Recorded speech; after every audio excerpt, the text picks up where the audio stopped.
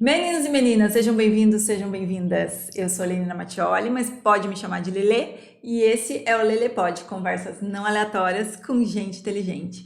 Antes de apresentar meu convidado, eu tenho que agradecer a La Carola, que é a responsável por todos os looks da segunda temporada. Então, fiquem aí para vocês verem looks maravilhosos. E vamos para o nosso convidado. Ele é o André Rocha, e ele é campeão paralímpico. E ele tem uma história de vida que, gente, é assim, a Glória Pérez ia ficar com inveja, né? Então, André, muito obrigada por ter aceito o meu convite e vamos conversar hoje sobre a sua vida, né? Obrigado, Lenina, eu que agradeço o convite, obrigado. Espero que todos curtam bastante esse podcast de hoje. A história realmente é bem longa, mas a gente vai tentar dar uma encurtada aí, mas é bem interessante. Então, vamos começar contando assim, como que você chegou nessas medalhas? Aqui a gente tem várias medalhas paralímpicas, né? E quem é você no esporte paralímpico, né? Como você chegou nessas medalhas? E depois a gente conta a história, né? Porque tem chão aí para trás. Tem chão. Para quem não me conhece, eu sou o André Rocha, eu sou policial militar, reformado, né? Estou no esporte paralímpico já faz 9 anos. O início de tudo isso foi muito engraçado até, porque, para quem não sabe, né, o meu antigo treinador, o Guto, a gente já se conhece de longa data, e eu não sabia que ele estava naquele momento à frente do atletismo paralímpico. Para dizer a verdade, eu só conhecia o basquete paralímpico, não conhecia mais nenhuma outra modalidade. E a gente que já vem do esporte, né, de muito tempo, uma vida dentro do esporte, eu estava sentindo essa necessidade de voltar a praticar uma atividade física, e até a questão da competição estava um pouco de lado, era realmente uma vontade de voltar para o esporte. E eu fui, para minha surpresa, o Guto que estava à frente disso, né? Iniciamos os treinamentos e os resultados, para nossa surpresa, começou a acontecer de forma muito rápida, mesmo nos treinos. Qual modalidade você começou? Eu iniciei no atletismo, no arremesso de peso. Ah, você já iniciou no Eu já iniciei no arremesso, só que também junto disso, no projeto, estava acontecendo no período da noite o basquete. E a minha paixão sempre foi o basquete. E eu treinava de manhã e no período da noite o basquete. Como os resultados no atletismo começaram a aparecer muito rápido, a gente acabou ficando um pouco com medo de uma possível lesão, né, no basquete. Então eu deixei o basquete de lado e me dediquei 100% ao atletismo. E para nossa surpresa, grata surpresa, no nosso primeiro ano a gente já conseguiu um resultado muito bom, quebrando o recorde de um campeonato. No segundo ano a mesma coisa aconteceu, foram vários resultados, várias quebras de recorde do campeonato. E aconteceu a primeira convocação para a seleção brasileira, né? Então, 2015 foi onde as competições internacionais começaram a aparecer na minha vida. E daí começou a surgir... Que foi essa medalha aqui. Essas grandes medalhas, exatamente. Essa foi minha primeira participação no campeonato internacional, foi em Toronto, no Canadá, 2015. Nós fomos medalha de prata. Depois, no mesmo ano, foi aqui na Coreia do Sul, né? Foi os Jogos Mundiais Militares, onde eu tenho muito orgulho de poder falar isso para todo mundo, Lenina, que eu sou o primeiro policial militar da história a participar desse campeonato e o primeiro atleta paralímpico da história a ganhar uma medalha nessa competição também, os Jogos Mundiais Militares. Vou mostrar a medalha, gente. É linda demais, tem Gente, o peso dessas medalhas vocês não têm ideia, é muito pesado, muito bonita. E uma importância sem igual. Sim, fez história, né? Exatamente. Daí logo em seguida, em 2017, nós conseguimos aí um feito maravilhoso também, que foi o Campeonato Mundial em Londres, 2017, né? Com a quebra do recorde mundial também, que já durava aí mais de 10 anos. E ainda é nosso, né? Graças a Deus. E, por último, aqui em 2019, o Parapan em Lima. E veio nesse saquinho? Veio nessa... Porque esse aqui é completamente do Peru, né? Assim, muito típico. Típico de lá. Então, essa medalha tem uma história eu posso dizer, triste, ao mesmo tempo a gente tira né, do ruim, a gente tira o bom. Para quem não sabe, eu sou de uma classe funcional, né, porque no esporte paralímpico nós somos Vamos explicar isso da classe funcional, que no Paralímpico é diferente a divisão do que no Olímpico, Sim. né? Então, no Paralímpico, existem as classes funcionais. Que são as classes funcionais? Cada pessoa tem uma deficiência, né? Então, no meu caso, eu tenho um quadro de tetraplegia e eu entro numa classe que é a F52. Até o presente momento eu estava na F53, que também é uma classe de tetra, com algumas questões a menos só que te coloca nessa classe. E a gente estava achando, na verdade, não tinha nem porquê ser diferente, né? A gente estava achando que chegaríamos em Lima, passaria por uma nova reclassificação e bateria o martelo na classe que eu estava. Até é legal falar para as pessoas que todas as vezes que tem competições oficiais, há uma avaliação do competidor, né? Do atleta, para ver se ele se encaixa naquela categoria que... Não é isso?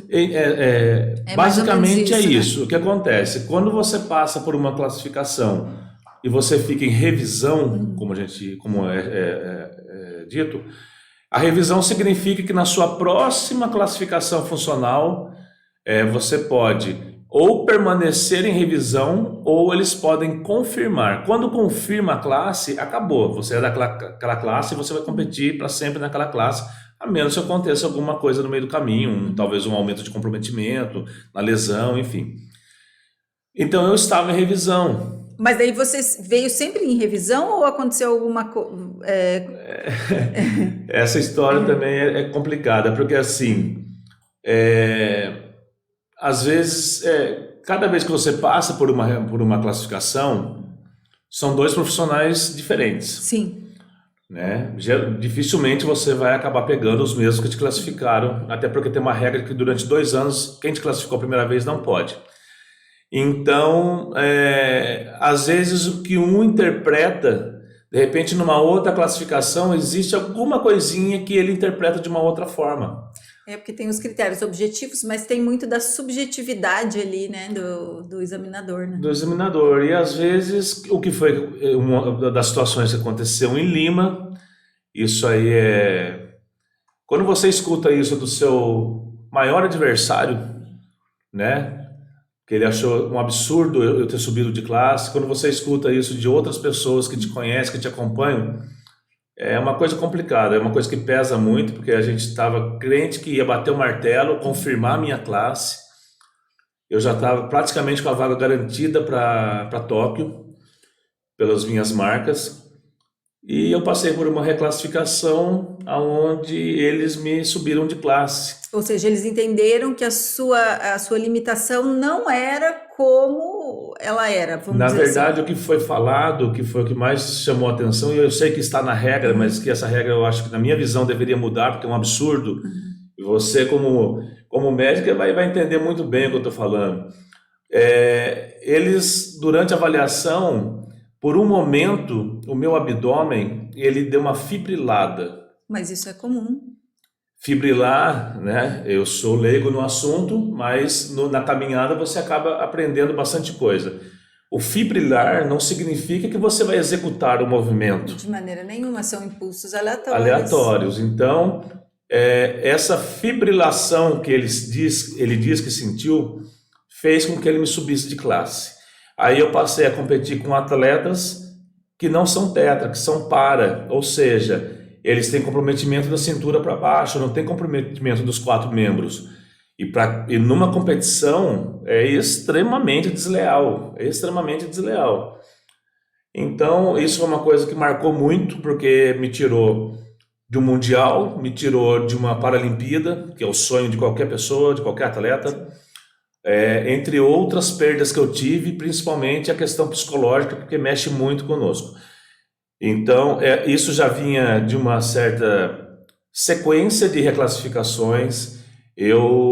A gente estava muito confiante, Lenina, porque assim, eu já vinha de 3 reclassificações na mesma classe, então não tinha por que subir de classe.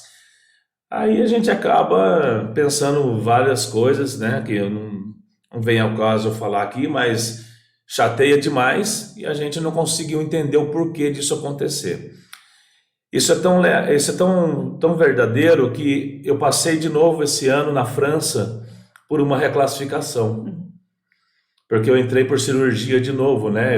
No ano passado eu fiz uma nova cirurgia na coluna cervical e eu passei com os mesmos classificadores de 2019. Eles são os classificadores mais antigos do IPC e chefes de classificação do Comitê Paralímpico Internacional. E eles não só baixaram de classe, e como na verdade eu baixei 2 classes, ou seja, das 54 eu fui para 52. Caramba. Não era nem a classe que você iria se você tivesse sido Se eu tivesse classificado sido classificado, corretamente. Você exatamente. estava numa classe acima da sua, mesmo sendo classificado Exatamente. corretamente da vez anterior. E eles foram muito categóricos, assim, na visão deles, não tem dúvida alguma, bateu o martelo e deixaram claro para mim que em 2019 a única questão foi a questão dessa fibrilação, que não tinha mais nada de empecilho. Não requeria, não podia colocar algum recurso? Não. Entraram com recurso, mas se você olhar na regra, por isso que eu te falei que eu acho que essa regra deveria mudar, na regra consta que se fibrilar te coloca numa classe acima. Caramba.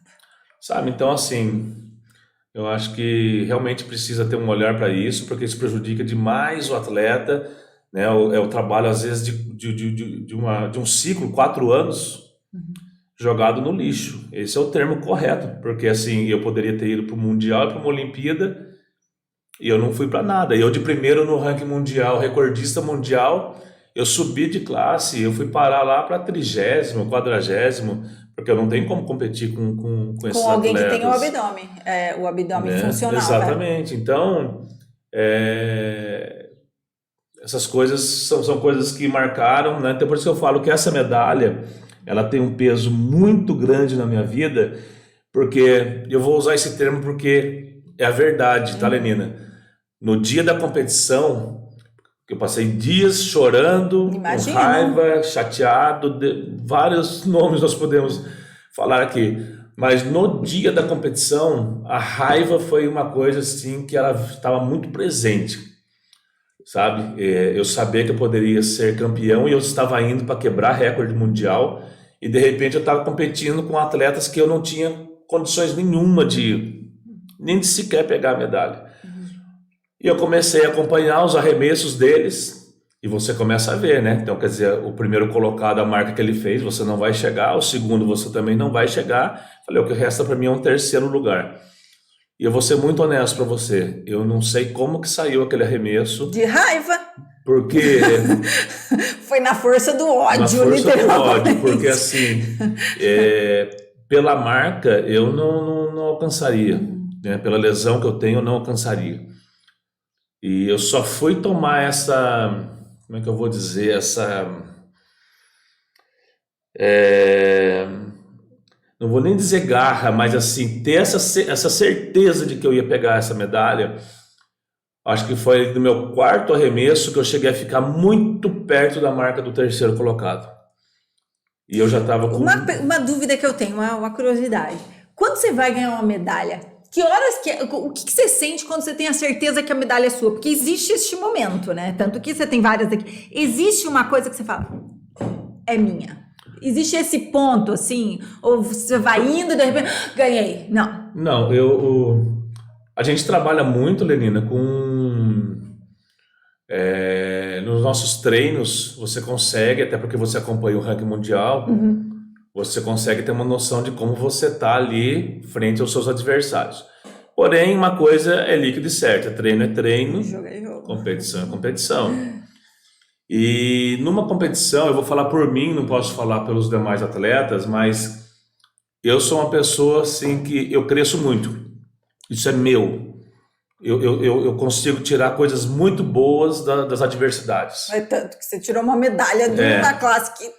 Né? E tem uma coisa que mexe muito comigo, que é assim, Quanto mais você me apertar, quanto mais eu me sentir pressionado, seja pelo adversário, seja pelo treinador, seja por qualquer outra pessoa ou circunstância, eu cresço demais. Você funciona bem sob pressão. Muito. Isso é meu. Sempre foi. Mas isso pela sua história, né? Que a gente vai no decorrer do episódio, sinto que realmente é por aí, né? E então, esse ponto que você falou do atleta, eu consigo ter essa dimensão de quando, assim, essa medalha é minha, no decorrer dos meus lançamentos. Quando eu sei que eu sinto quando eu estou bem ou quando eu não estou bem, eu tenho que tirar uma força não sei de onde. Não é força só para lançar longe. É uma força realmente interior para você trabalhar isso, mente, corpo e conseguir fazer. Então, por exemplo, um lançamento de disco. Nossa, né, a mão é ruim, então assim, mas tem momentos que você percebe que o disco está melhor encaixado na sua mão, o seu corpo tá tendo um retorno melhor. Então, assim, você sente que hoje é meu, entendeu? Hoje vai sair. O arremesso de peso, que é a minha prova forte, eu consigo ter um parâmetro muito maior disso. Mas, de acordo com a marca que eu vejo que os adversários estão fazendo, eu consigo ter esse start. Esse feeling, assim. Esse dia foi isso que aconteceu, porque quando eu arremessei, que chegou muito próximo da marca dele, do chileno, e eu estava pedalando da vida, eu falei, ninguém vai tirar esse bronze de mim. Ninguém vai tirar. Vou arrancar uma medalha daqui dessa. Por tudo que eu passei, e esse bronze vai vir para o Brasil.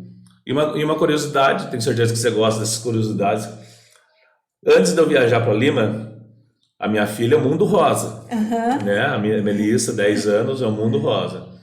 E ela falava para mim que ela queria, porque eu mostrei as cores das medalhas, né? Na internet, e ela falou assim, ai pai, eu queria tanto que você trouxesse essa rosa. Daí eu falei assim, filha, essa dourada é tão mais bonita, você não acha? Ela falou assim, não, quero a rosa. Pai, quero a rosa. Quando eu ganhei a medalha de bronze, eu falei assim, nossa. Minha filha profetizou, né? Aí cheguei em casa e falei assim, toma sua medalha cor-de-rosa. Ela ficou feliz da vida, né? Enfim, mas essa é a história de Lima. Infelizmente aconteceu tudo isso, mesmo assim, a importância dela é tão grande que eu tenho ela, de todos os ouros que eu tenho na minha casa e na minha vida, eu tenho a medalha de bronze de Lima como o meu maior ouro, porque tirar a força que nós tiramos, que eu não sei de onde foi do ódio, para conseguir trazer uma medalha para o Brasil, foi sabor de ouro essa medalha, sabe? Porque você estava competindo numa categoria acima da sua, quer dizer, com pessoas que tinham muito mais vantagem competitiva, Exatamente. né? Porque tudo importa no movimento, né? Eu não sei, as pessoas não têm muita ideia de como funciona um arremesso paralímpico, mas tem toda uma questão, né, do comprometimento do corpo, mas tem uma questão da cadeira, dos ajustes, do peso, do que você vai arremessar e tudo mais, tudo isso. Você tocou num ponto muito importante. No arremesso de peso, as classes interferem muito. Então hoje, por exemplo, se eu for fazer o peso na classe F52, que é que eu estou, é um peso de 2 quilos. Aí você vai falar assim, nossa, mas tão levinho. É levinho quando você não tem um comprometimento como nós temos. A partir do momento que você tem um comprometimento alto, é a mesma coisa de eu passar um peso de 7 quilos para a mão de qualquer outra pessoa. É pesado da mesma forma. Na classe que eu estava, na 53, já é um peso de 3. E na 54 é um peso de 4 quilos. Então, essa medalha veio com um peso de 4 quilos, que eu não treinava. Não, você não treinava, você não tinha... essa realmente é ouro, né? Não, essa é ouro demais. Né? Então, por exemplo, Mundial de Londres, 2017, eu estava na 52 também. Foi a prova do disco. Quando a gente tocou nesse assunto de crescer na prova. Eu conto essa história que é muito engraçada. Lá nós tínhamos 6 daqueles guarda-sóis bem grandes, né, de propaganda, e nós estávamos em 13 atletas, e eu cheguei nesse mundial já como primeiro no ranking mundial, com a quebra do recorde mundial. E você já chegou como favorito. Exatamente. E o que aconteceu nesse dia? Todo mundo ficou debaixo 2-2 no guarda-sol. E acredite se quiser, Lenina, um sol padrão Rio de Janeiro. Em London. Em London. Mas um sol, que eu vou dizer uma coisa para você. E eles não davam uma brecha para eu entrar lá debaixo do guarda-sol. E eu ficava o tempo todo ali na beira do campo, eu ia para lá, eu ia para cá, me movimentando, coisa e tal. Só que a minha cabeça trabalhando com isso, né?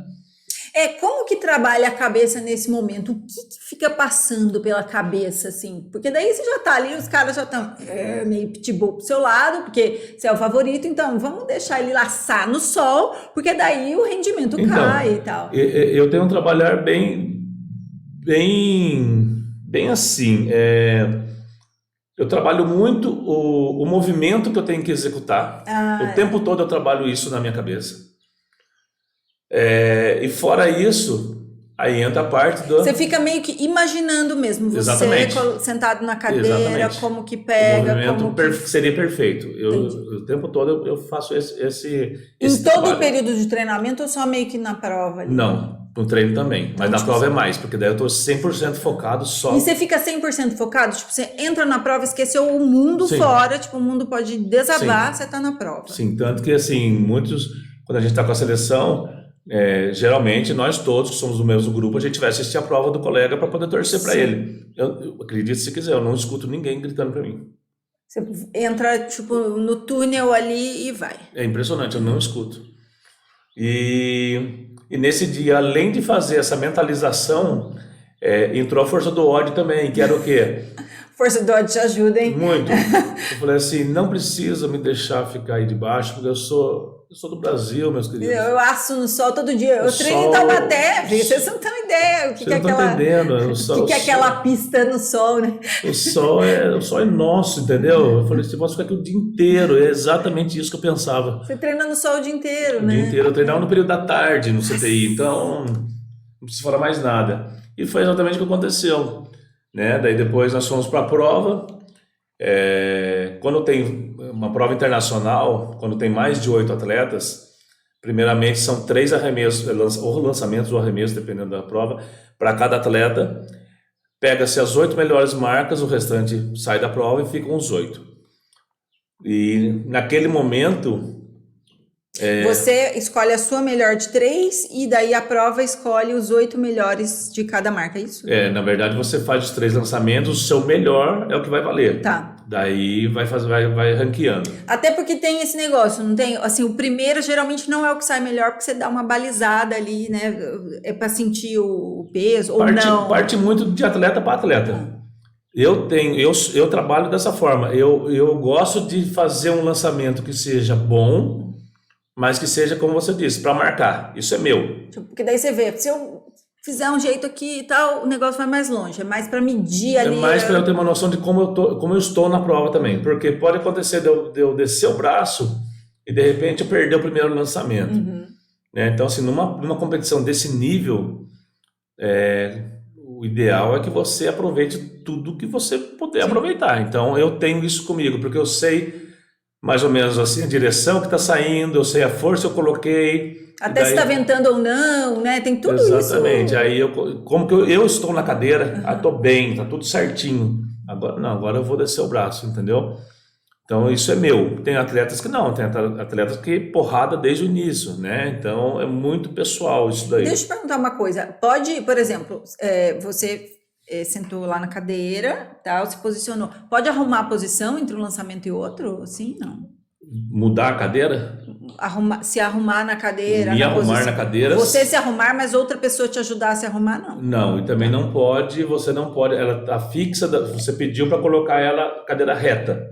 Ela vai permanecer reta até o final da competição, porque ela não mexe mais. Ah, entendi, tá. Porque todo atleta tem sua própria cadeira, para quem não sabe, né? Todo atleta tem sua própria cadeira, ela é sob medida, tem as dimensões corretas, as mínimas de cada cadeira, né? Então... Tem só mínima, máxima não? Não, máxima não. É porque quanto mais atrapalha, né? No caso. Também é muito pessoal. Ah, tá. É muito pessoal. Por exemplo, eu tenho 2 cadeiras. Uma ela é bem mais larga e a outra ela é bem mais justa. Mas assim, uma atrapalha numa coisa, a outra atrapalha na outra. Então eu tenho que achar esse meio termo do que é melhor, sabe? Você leva sempre as 2 para a prova? Não, sempre uma. Depende e qual da a prova. menor? Ah, depende da prova. Entendi. Depende da prova. Mas daí, voltando para London, daí você foi... Daí eu tinha feito 3 arremessos que para mim foram horríveis dentro do que eu fazia. Daí você falou... Para você ter uma ideia, o recorde mundial foi 23,80.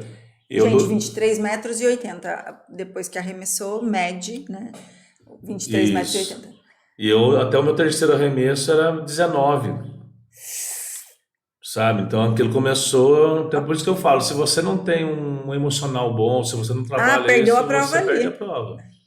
Então eu entrei para a segunda etapa, porque quanto melhor quando sai os 8, o primeiro melhor dos 8, ele é o último a arremessar. Porque ele pode dar uma olhadinha Exatamente. nos outros. Então, como eu fiquei em terceiro nessa questão, eu fui o sexto. Até que tudo bem, né? Mas você ia arremessar antes. Então, mas aí ou você faz ou você faz, porque o cara que vem depois de você, se você faz uma marca mais ou menos, ele sabe que ele tem força para buscar.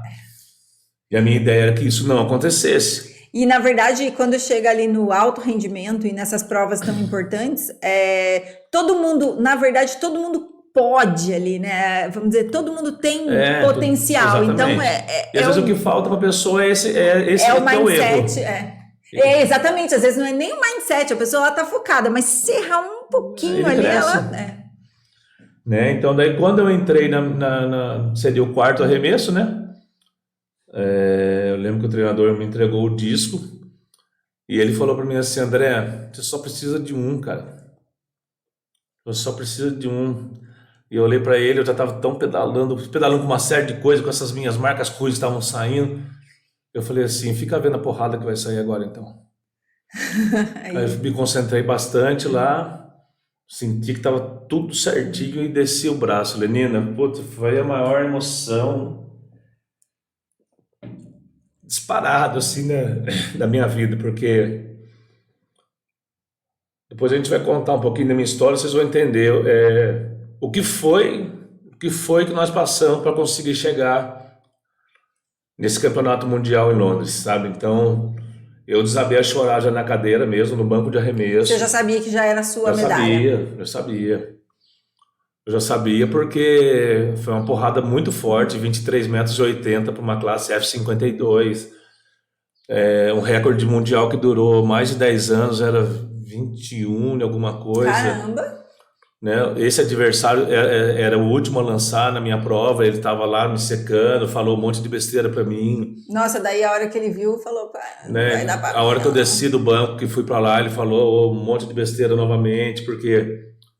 Cara, sempre foi o estrela da classe, né?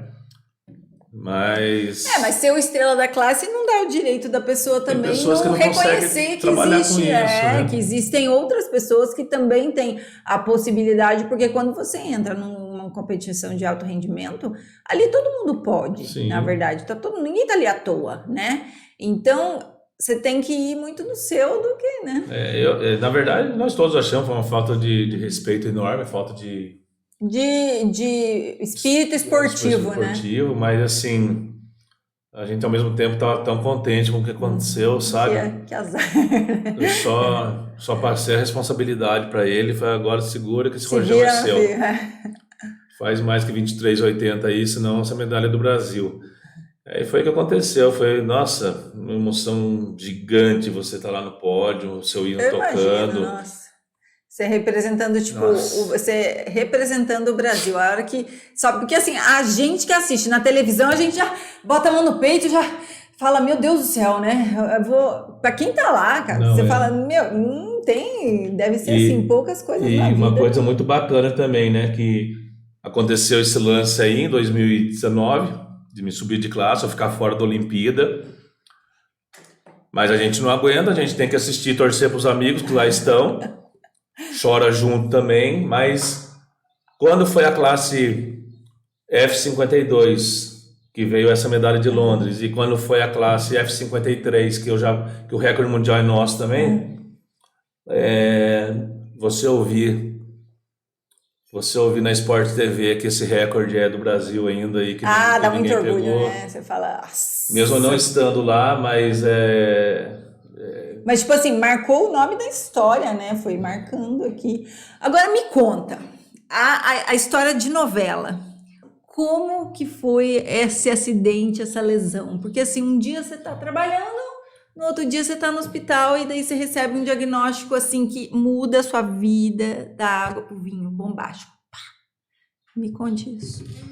Então, como eu falei para vocês, né, eu sou policial militar, entrei na polícia no ano de 2000 e eu sempre tive dois objetivos na polícia antes de entrar, na verdade. Ou eu iria para São Paulo, e o meu sonho era trabalhar na rota, ou eu ficaria na minha cidade e eu iria para a Força Tática. Cada pessoa tem um perfil, não importa onde trabalhe, cada um tem o seu dom, a sua maneira de, né, de conduzir as coisas. Eu sempre fui uma pessoa assim muito acelerada, sempre gostei muito desse agito, Então sempre tive comigo que eu me enquadraria bem num tipo de serviço desse. E foi o que aconteceu, né? Eu fiquei na Força Tática, trabalhei vários anos, conheci pessoas fantásticas, excelentes profissionais.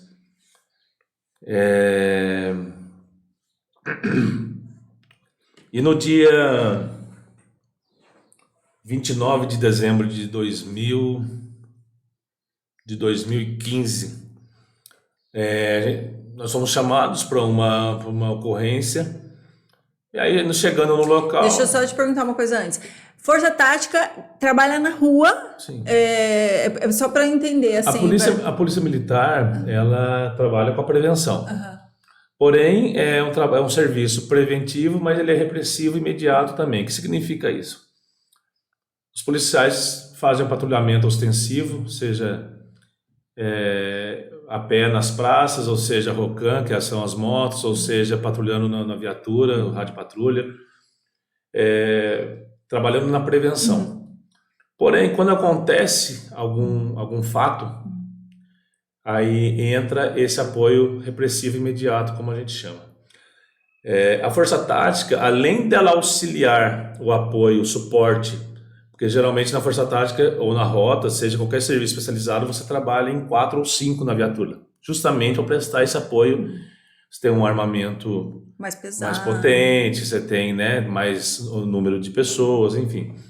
Então, ele dá esse suporte para o ostensivo, para a prevenção, mas quando acontece um fato, ela é geralmente a primeira a chegar para poder dar o combate. E nesse dia houve um furto à residência e nós chegamos na residência, eles tentaram fugir. Aqui em Taubaté. Aqui em Taubaté. Eu fui atrás de um, o colega foi atrás do outro e eu acabei caindo do muro tendo uma lesão, né, na coluna. Eu tive uma lesão em T12, depois passei por 3 cirurgias em 14 dias, porque eu acho que eu já tinha uma predisposição na lombar. T12, para quem não sabe, é a vértebra que fica entre o dorso e a lombar. É a última vertebrinha ali do dorso. Então, mais ou menos na altura da cintura, vamos dizer assim, né? Isso. Aí eu passei por 3 cirurgias em 14 dias na lombar.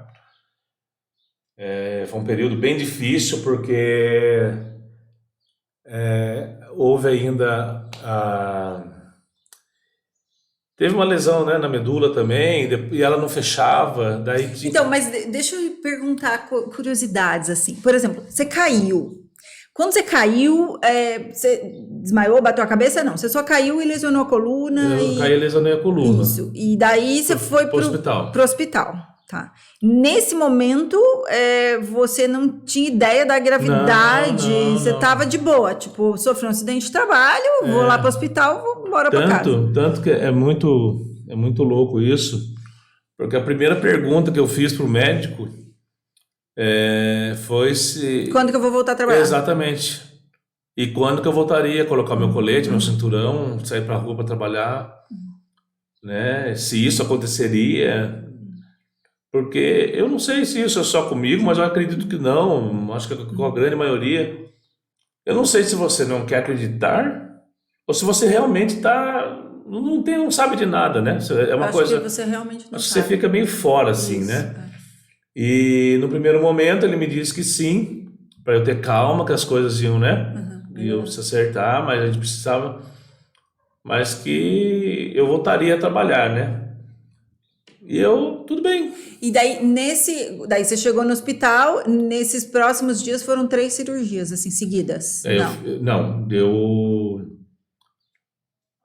Eu ainda passei por um outro médico, e esse médico diagnosticou uma lesão na lombar, e foi o motivo de eu ter passado por 3 cirurgias na coluna lombar. Ah, tá. Mas daí, no caso, você já sabia que seu caso era grave quando você foi pra cirurgia. Sim, Tá. eu sabia, mas eu não queria acreditar. Você falou, a cirurgia vai resolver? Tá Vai resolver.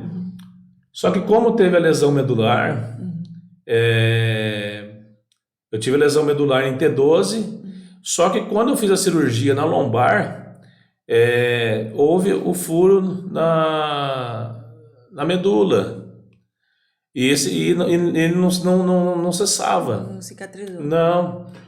Aí eu voltei para casa e aquela dor de cabeça insuportável, eu não conseguia ficar nem sentado na cadeira, tinha que ficar deitado, dor de cabeça, dor de cabeça, dor de cabeça. E daqui a pouco começou a vazar líquor, né? E muito, muito. E a gente não sabia, marinheiro de primeira viagem, não sabia de nada. E tudo muito, assim, foi acontecendo tudo, né? Caiu, já foi pro hospital, daí operou, daí, né? E daí voltamos pro hospital, o médico foi para lá, cirurgia de novo, porque daí tinha que tentar fechar. Fez o que fez. Quando ele entrou no quarto para me ver, eu não lembro se ele foi me sentar na maca. Até então, você tinha movimento das pernas? Estava sem movimento? Como que era? Não, eu vou dizer para você que parcial. Tá. Muito. Você não conseguia andar assim? Não, arrastava. Tá, entendi. Aí, quando ele me sentou na maca, começou a vazar o líquor de novo. E assim, muito. Falou, puta, a cirurgia não resolveu. Não, daí não tinha jeito, não tem jeito, centro cirúrgico.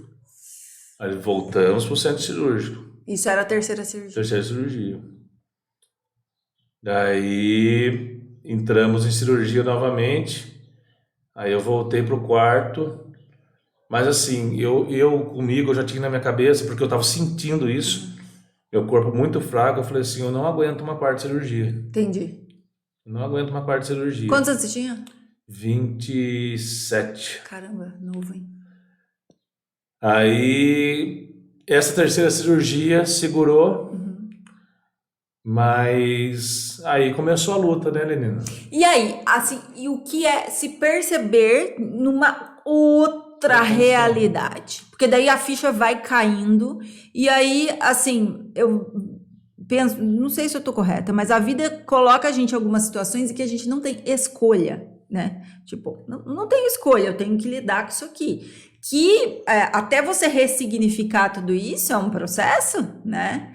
Porque a gente tem, na nossa visão, as coisas meio que ali, o padrãozinho normal, vamos dizer. Aí você entra num outro padrão, e num outro patamar, e começa a ter uma visão da vida que você não tinha antes, né? E aí, o que é isso? Como que é isso? Olha, é um processo bem lento. E quando que a ficha caiu, assim, você entrou em desespero? Você falou, Sim. puta merda, agora eu tô fudido. Você Todo pensou mundo isso? que passa por essa situação, é como os psicólogos colocam, é um luto. É um luto que, é um luto que a pessoa tem que passar. Isso, para você absorver Você toda precisa entender isso, né? E é um momento seu, todo mundo tem o direito de se desesperar, de chorar. Agora, essa questão de você sair desse luto, ter força para isso, independente do que você for fazer. Ah, eu quero ser atleta, quero pintar, quero cozinhar, não importa. Você tem que tentar sair disso depois de um certo tempo. Então, assim, eu falo para você que eu vivi esse luto, sim, tranquilamente, de 2 a 3 anos, um inferno, né? Um Você inferno. perguntava assim, tipo, pra Deus, por que Porque Por que que isso aconteceu comigo? Pô, eu nunca fiz mal pra ninguém, por que que eu tenho que pagar por isso, como se isso fosse uma conta a pagar? Com certeza, com certeza. Eu chorava muito, me revoltei muito. Imagino. Minha família cortou um 12 comigo, essa é a grande verdade, porque assim, eu os tratava mal, É porque você porque quer eu botar estava. aquilo pra fora e, na verdade, quem mais cuida da gente, quem mais tá perto da gente é É quem que, recebe, é, né? Você exatamente. ficou de não querer sair de casa Nossa, eu não e, saía. tipo, tenho vergonha de estar nessa. Como se isso fosse uma culpa da pessoa que É, tem isso. mas Tem isso. eu não me recordo de eu não sair de casa pela vergonha. Eu estava com muita raiva, tá? Assim, eu estava com Entendi. muita questionando talvez Deus, questionando o porquê eu. E então foi um momento complicado, assim, foi muita gente sofreu bastante, sabe? E alguns colegas, eles iam de viatura me visitar. A Lenina, a hora que eles davam as costas, que eles iam embora, aí Você eu, falava, cara, eu podia estar lá, não, né? acabou minha vida, entendeu? E Eu uma ficava coisa assim péssimo. que eu penso, né? A pessoa, por exemplo, quando ela tem uma limitação, que ela usa uma cadeira de rodas e tal, uma coisa que talvez incomode muito, não sei se te incomoda isso, é o olhar de certas pessoas, tipo, nossa, coitada, a pessoa está numa cadeira. E só convivendo com pessoas que usam uma cadeira, isso daí eu digo por mim, que eu acompanhei os atletas paralímpicos algumas vezes, você começa a entender que não tem ninguém coitado, entendeu? Que as pessoas são pessoas, que eventualmente elas usam uma cadeira, né? Mas isso tem muito até hoje, não tem? A pessoa, Tem, oh. eu acho que é menos, mas tem. Hoje a coisa é mais É, fluida, vamos dizer, mas mais. assim, eu acho que o que mais pega, e isso eu falo lá em casa até, eu falo assim, não é uma coisa simplesmente de você perceber, é de sentir o que é pior. Uhum. Às vezes a pessoa, ela meio que te menospreza, Isso. ela meio que se coloca numa condição de superioridade pelo fato de você estar numa cadeira, ou de você ser um deficiente visual, ou de você ser um amputado. Ela esquece que assim, simplesmente nós temos uma limitação física. Só isso. Que às vezes, que muitas vezes é menor do que a limitação que aquela própria pessoa tá, né? Sabe? E assim, às vezes, e isso acontece. Uhum. Imagino, Isso sim. acontece e é uma coisa que me deixa puto, porque assim, eu particularmente sou um cara muito mexido, eu sou um cara que eu não gosto de Você ficar não gosta de acomodado. justiça, né? Já foi ser polícia justamente por causa disso, já fica puto. Não é? Sabe? Então, você vê, hoje além de atleta, estou na condição, tô como gestor também, então tô aprendendo muito. Voltei a estudar justamente para poder entender mais isso e tentar levar mais conhecimento e aprimoramento para dentro do esporte, para dentro da secretaria, para dentro do projeto.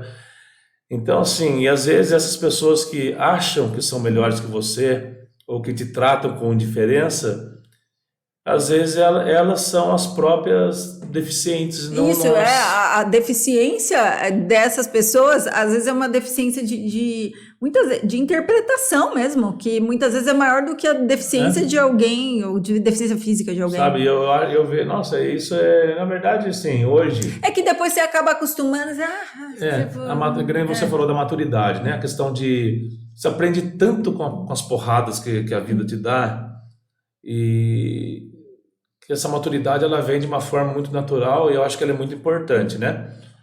E eu falo muito isso até com meu sogro. Hoje você está numa condição talvez de interpretar ou de entender mesmo um pouco mais a si próprio, ao mundo, às pessoas, ao que acontece, que é até difícil às vezes com quem você conversar. Porque você fala, Porque esse assunto aí pra mim não vai dar. exatamente, é Não difícil. tô querendo me estressar com E esse não tipo é de... porque eu sou melhor que ele, não é nada disso, é porque você já passou por tanta coisa que tem certas coisas que já não cabe mais você ficar. E quando que a sua chave virou? Aí você passou esse período de revolta de quase 2, 3 anos. E quando você falou, peraí, mas, ó, isso aqui é a minha condição, eu vou ter que lidar com isso, vamos ver como que eu posso lidar com isso da melhor maneira? Quando que você foi... isso teve uma data específica? Foi um despertar, uma crença? O que aconteceu? Então, eu comecei a ler muitos livros da minha religião. Qual é a sua religião? Eu sou um bandista. E Você já era um bandista antes? Não. na verdade, foi a minha pegando família, assim, minha conhecimento. família era bem dividida. Uma parte católica, outra parte era até kardecista. Que tem muita ligação kardecista, né? Esse Eu tô lado falando espiri- bobeira. Esse assim, lado não sei. espiritual mesmo, né? Essa questão de você acreditar em algumas Em alguma coisas que coisa, outras né? religiões talvez não acreditem, mas a gente respeita todas, Sim. enfim. Mas eu comecei a ler bastante, isso foi uma coisa que me fortaleceu muito, foi uma das coisas que me ajudou muito a sair do buraco, porque eu estava mal, e aquilo começou a me trazer uma paz, me trazer um entendimento, isso aquilo lá foi muito bom. Demorou, depois de 3 anos, daí você começou a melhorar, foi isso? Mas foi isso que eu te falei. Uma parte foi a questão da leitura, né, da espiritualidade em si, da questão do... Uma outra parte foi o meu filho, que na época tinha 7 anos, 8 anos, né? E uma frase dele que eu falo até nas minhas palestras, que marcou muito, que ele falava, por que isso aconteceu com meu pai e não comigo, né? Então, assim, Caramba! um cara que Você tem a personalidade que você tem, você escutar isso de uma criança de 7 anos, se você quiser continuar no buraco, então tá ruim o negócio. Porque daí você fala, gente, eu tenho que dar um exemplo pro meu filho, que ele não quisesse que isso acontecesse, que tá tudo bem, né? Exatamente. Que vai ficar tudo bem, que seja, enfim, né? Isso pesou muito. O apoio da família, da minha esposa, que o tempo todo ao meu lado, mesmo levando um patada, né? Porque a gente fica... A gente desconta em quem mais cuida da gente, isso é fato. E, então, assim... E um grande amigo que eu tenho, que é o Scarpa, é policial também. Um cara que desde que aconteceu o meu problema...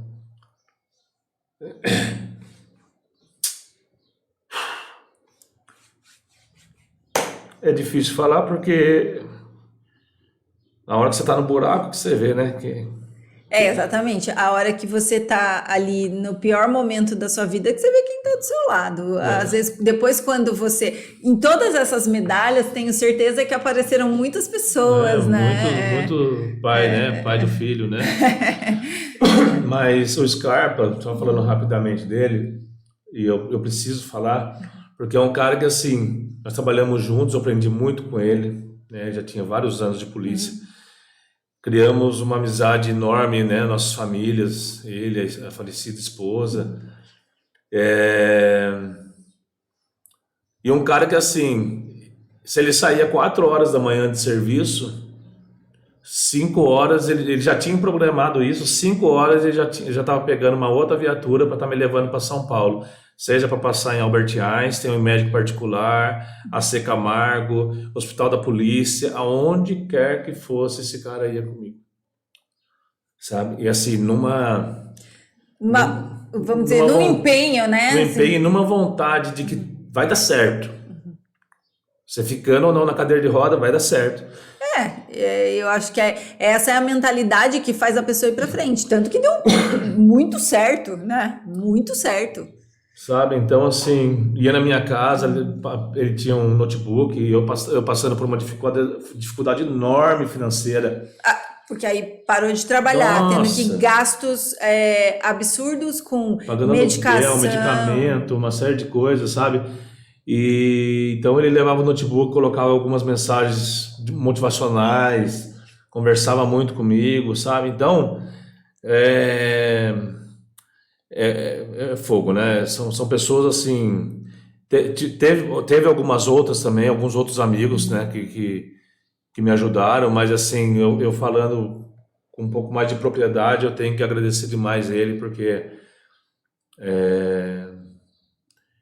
parou uma boa parte dos momentos da vida dele para poder correr atrás comigo assim em vários hospitais. E aí foi tipo assim, você foi Essas melhorando? Então, essas foram coisas que me deram força, porque como eu te disse, eu sempre fui do esporte.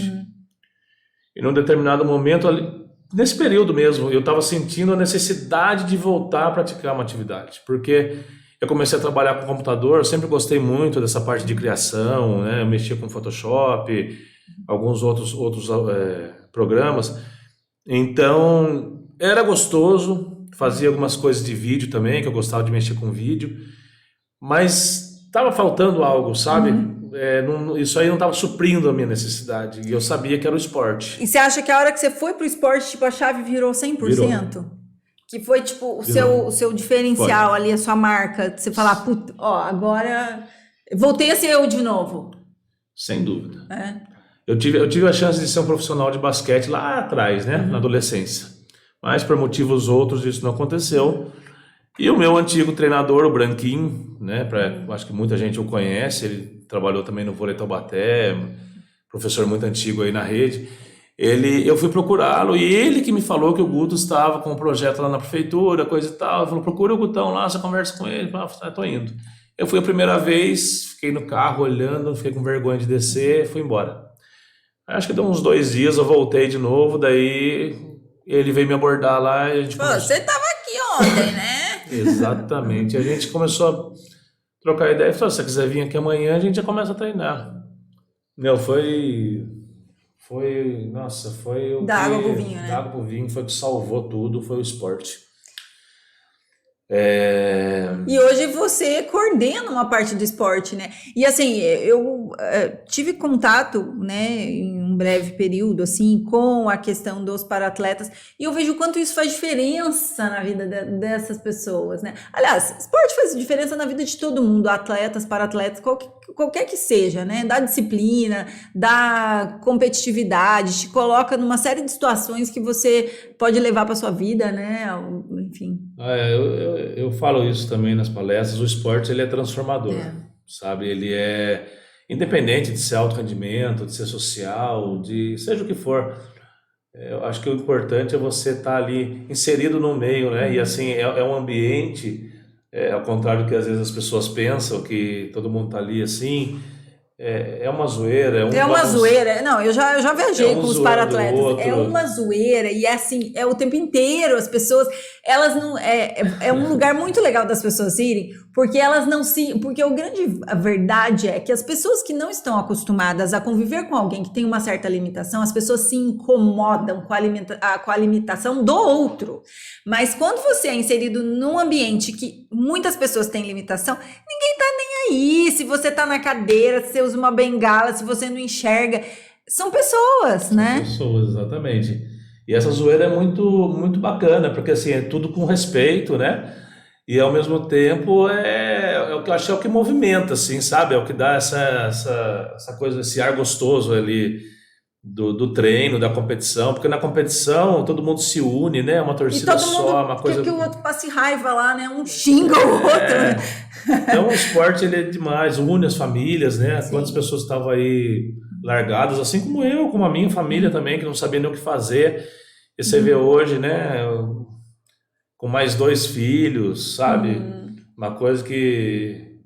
E para suas crianças? Porque, por exemplo, suas crianças, as que são as menores, eles sempre tiveram o pai dele nessa condição. Então, para eles é muito tranquilo, né? É muito natural. É natural, né? É muito natural. O Júnior, que é o mais velho, ele pegou os 2 lados da moeda, né? Eu já cheguei a jogar bola com ele, andei de bike, a gente bagunçou muito. A Mel e o Samuel não, né? Então eles já pegaram nessa condição. Então, o que eu acho bacana disso é que, assim, para eles é uma coisa tão natural. Tão normal. É óbvio, né? Já teve vários momentos que eles até já choraram porque queria ver o pai dele andando, queria ver o pai dele fazendo outras coisas. Eu acho natural isso. Porém, eles crescem numa realidade que eu acho que vai ser muito positiva lá na frente para eles. Vou dar um exemplo muito pequeno que ao mesmo tempo é de encher o saco. Uma vaga de deficiente em qualquer lugar que seja, na rua, no shopping, no supermercado, que as pessoas não respeitam. Não só de deficiente, de idoso, de qualquer outra. Eu tenho certeza que são 2 crianças que não vão parar o carro ali, e se tiver com alguém que pare, vai pedir para tirar, vai achar ruim. Cara, se liga. Né? Então, eu acho que isso vai ser uma coisa que lá na frente vai movimentar coisas boas. Vai ter alguns problemas, mas eu acho que vai ser muito mais positivo do que negativo. Questão de ajudar outras pessoas também com deficiência, em qualquer local que eles estejam. Então, assim, para eles isso é muito natural. O meu filho Samuel, acho que desde que ele tinha 2 anos, 1 ano e meio, não sei, ele sempre andou na minha cadeira de rodas. Eu tenho foto dele andando na minha cadeira de rodas. Hoje, às vezes eu estou no sofá, eu passo pro sofá, ele sobe na cadeira, ele vai pro quintal, ele volta, ele vai para a garagem. Ele domina a cadeira de rodas. Assim, é uma coisa, é um brinquedo para ele, é uma coisa tão natural, tão natural. E é uma pena que essa naturalidade não aconteça na sociedade em geral, né? Porque Não parece que nós acontece. somos. Às vezes as pessoas parecem que não querem estar perto de você, porque parece que você vai passar para ela a sua deficiência. É uma coisa meio louca, entendeu? Parece Covid. Então, né? Então, É doido, isso é doido. E assim, o que eu vejo assim, por exemplo, de positivo, aqui em Taubaté, esse projeto que vocês têm, porque isso põe as pessoas que têm uma limitação em série, né? E também mostra para quem não via essas pessoas que começa a ver, começa a enxergar, por exemplo, a cidade com pouquíssima acessibilidade, sabe? Vou te dar um exemplo básico, por exemplo, eu te convidei para vir aqui. Primeira coisa que eu pensei, por já ter convivido com esses para-atletas, primeira coisa que eu pensei, eu falei, ele usa uma cadeira, como que a gente pode fazer a logística para ele chegar onde ele tem que chegar? Essa rua é uma ladeira. Como que eu vou querer que uma pessoa que usa uma cadeira fale, chega lá, como eu faço para as outras pessoas? Eu falei, não, tem que ter uma logística para a pessoa conseguir chegar no lugar. E isso é uma coisa que vocês sentem muito, né? Porque as pessoas não pensam sobre isso, né? e você sabe uma coisa que eu acho que é pior ainda? Estou tendo essa oportunidade de falar aqui, eu só comento, mas agora eu vou falar aqui. Não, eu acho legal a gente falar essas coisas, porque são coisas que não são faladas e, né?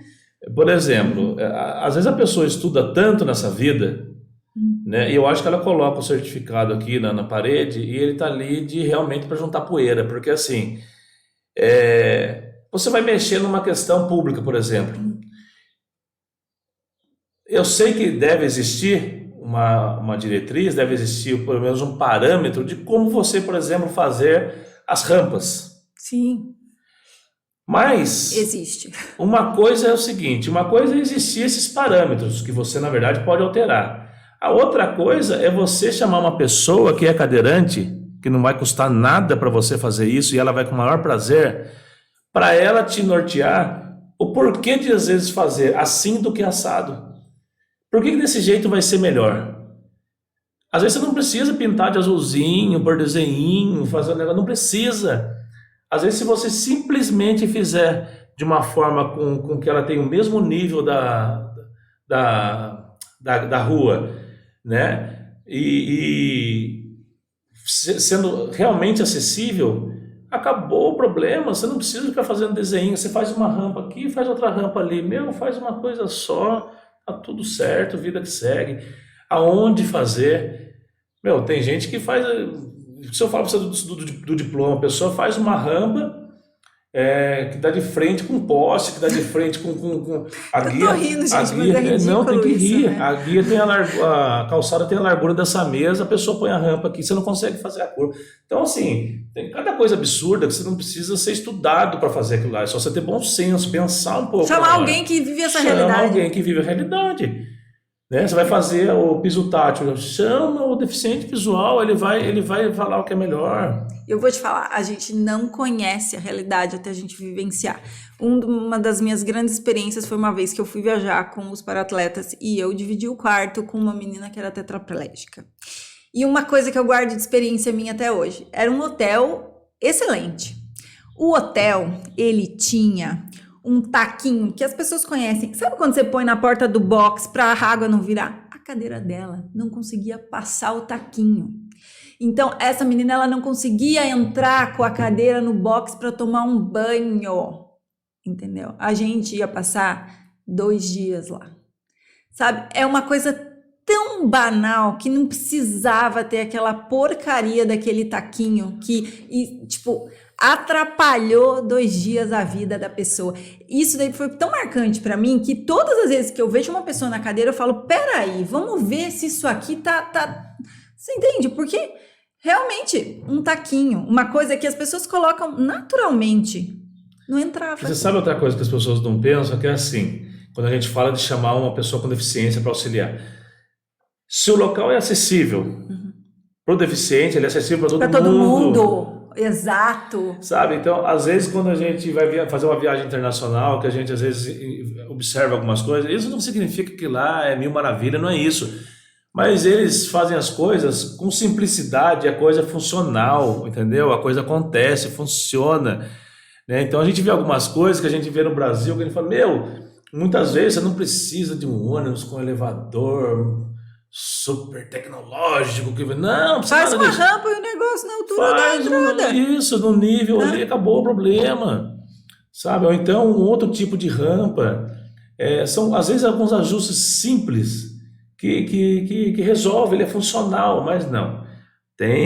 Se a gente pode dificultar, para que facilitar, né? Como diz o ditado. Então, esse é o tipo de coisa que chateia. Né? Se o local é funcional e acessível para a pessoa com deficiência, ele é acessível para todo mundo. É simples assim. Só precisa ter um pouco mais de humildade, um pouco mais de vontade quantas associações nós temos aqui em Taubaté. Você tem a associação de deficiente visual, você tem a associação dos paraplégicos, tem a associação dos Downs, tem tudo aqui em Taubaté. É só, de repente, marcar uma reunião, eles vão auxiliar. Olha que coisa bonita.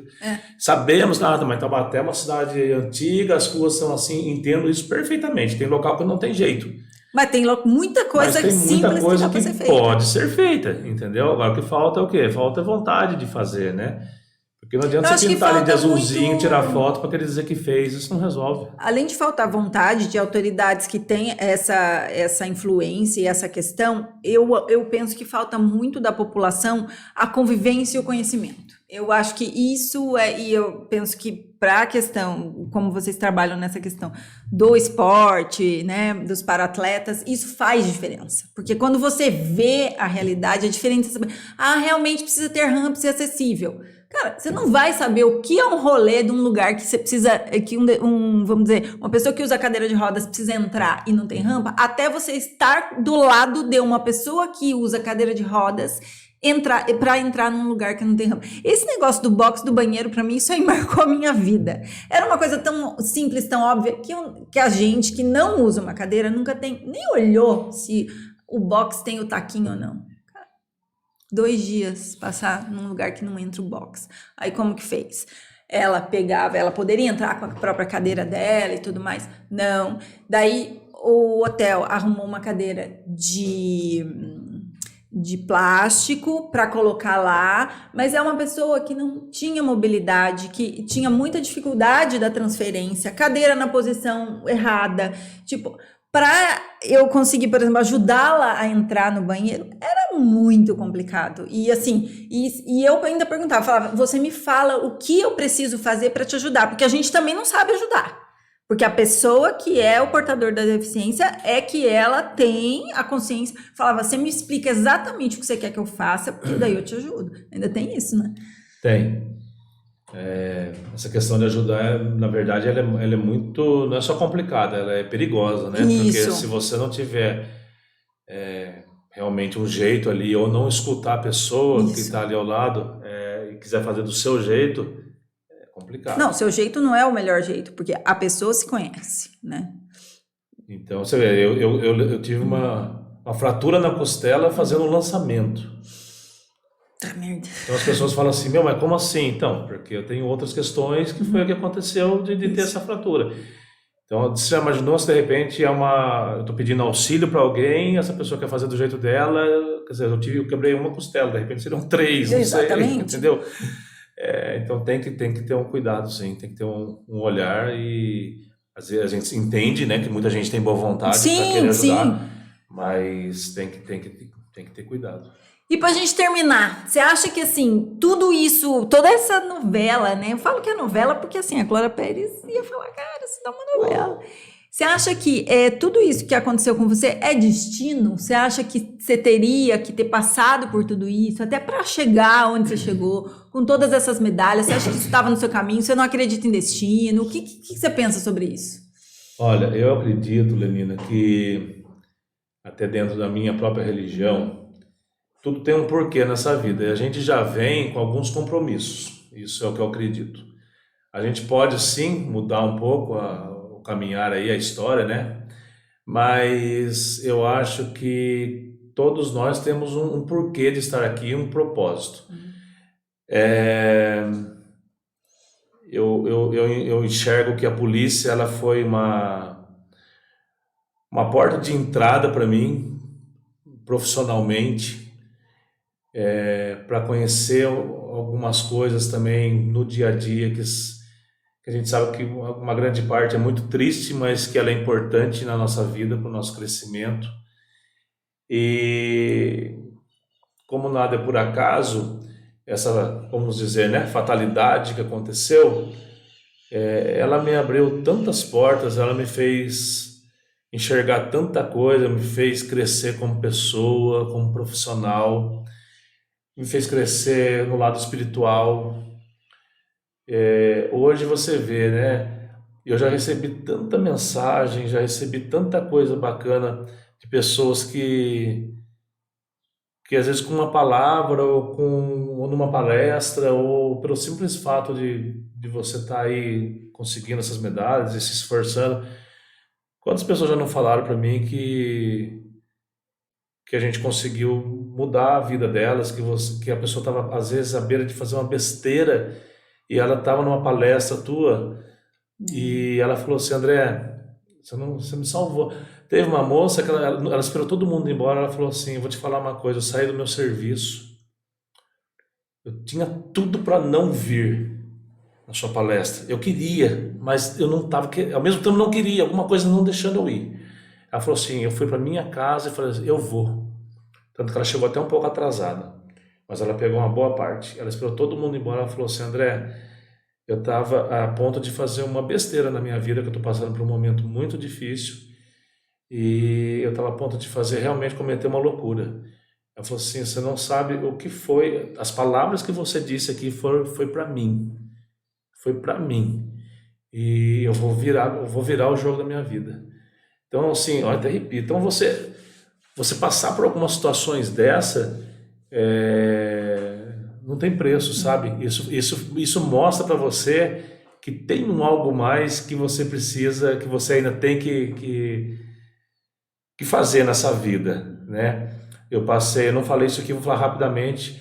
Eu passei por mais 2 cirurgias na cervical. Hoje eu tenho praticamente a minha cervical todinha travada com pino parafuso, tem uma lesão em C3, C4, nível lesão medular. Ainda tenho mais uma para passar ainda em C2. Você ainda vai fazer mais uma cirurgia? Só não fiz porque como eu não podia usar bisturi elétrico, ia perder muito sangue e para fazer 2 vértebras ia ficar perigoso.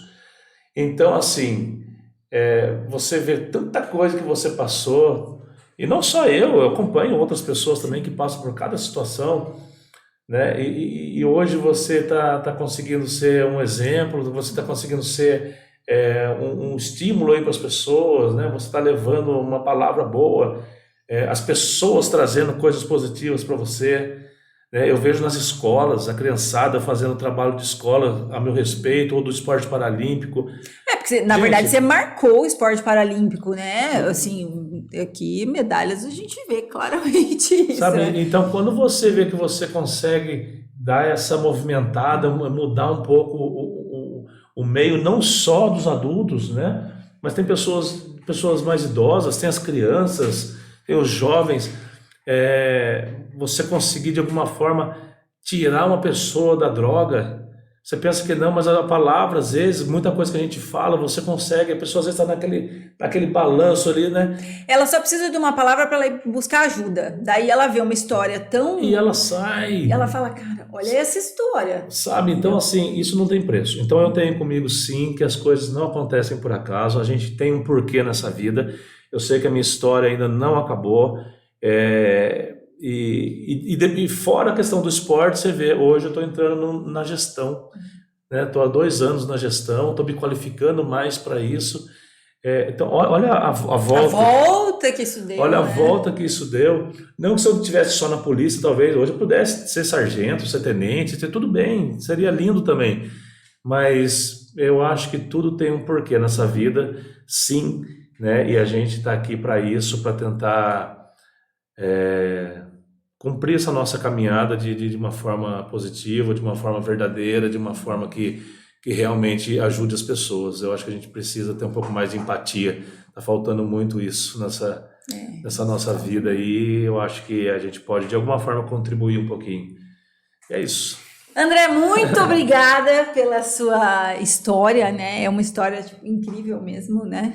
Que dá inveja a Glória Pérez, como eu falei. Muito obrigada por você ter aceito participar, aceito o meu convite. Eu espero que você tenha gostado, né, de participar do podcast. Você já participou de outros? Foi sua estreia? Não, né? Estreia em podcast. Ah, que legal! Muitas pessoas estreiam podcast aqui comigo.